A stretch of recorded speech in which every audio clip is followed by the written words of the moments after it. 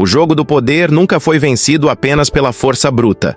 Ao longo da história, os maiores estrategistas não foram apenas guerreiros, mas mentes afiadas que souberam jogar com a política, a influência e a paciência. Entre essas figuras, existe uma que se destacou de forma surpreendente: Esther, a rainha que salvou um povo inteiro sem nunca erguer uma espada. Mas como uma jovem órfã, estrangeira em um império dominado por uma cultura diferente da sua, conseguiu virar o jogo contra um dos homens mais poderosos da corte persa? Como ela usou estratégia, inteligência e influência para derrubar seu inimigo sem que ele percebesse até ser tarde demais?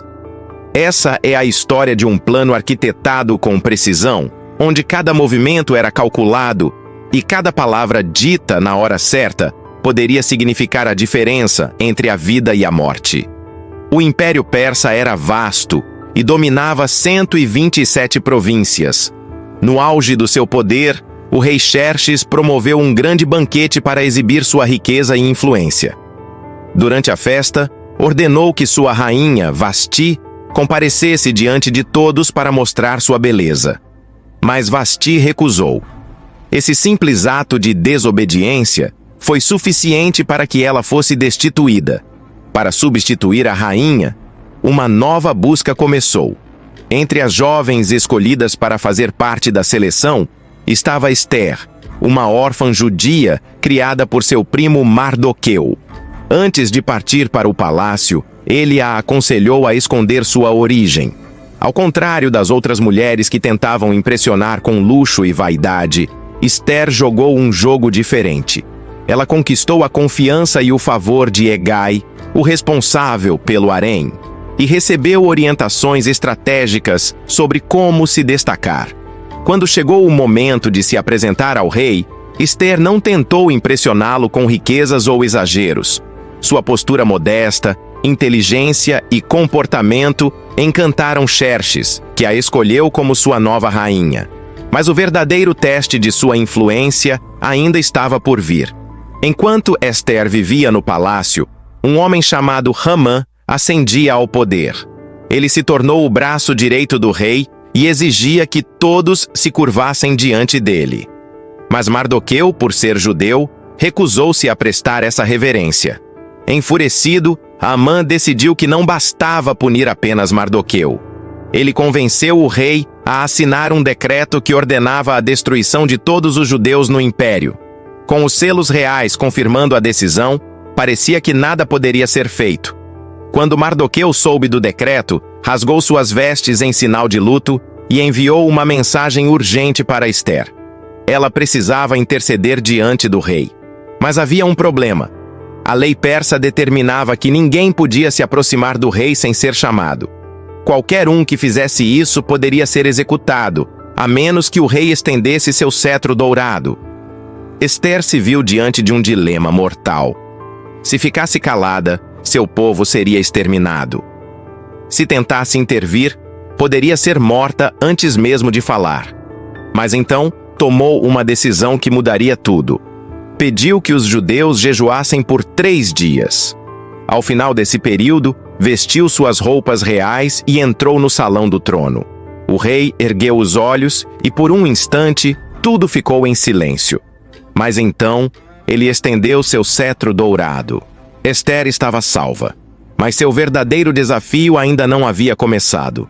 Ela sabia que pedir diretamente pelo seu povo poderia ser arriscado. Então, ao invés de implorar pela vida dos judeus, convidou o rei e Hamã para um banquete especial. Durante o encontro, quando o rei perguntou qual era o seu desejo, ela fez algo inesperado.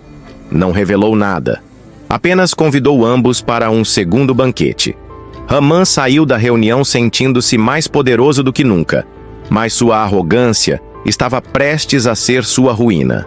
Ele ordenou que fosse construída uma forca especialmente para Mardoqueu. O que ele não sabia era que sua própria queda estava prestes a acontecer. Naquela noite, o rei Xerxes teve insônia e pediu que seus servos lessem os registros do império. Durante a leitura, descobriu que, anos antes, Mardoqueu havia impedido uma conspiração para assassiná-lo, mas nunca foi recompensado por isso.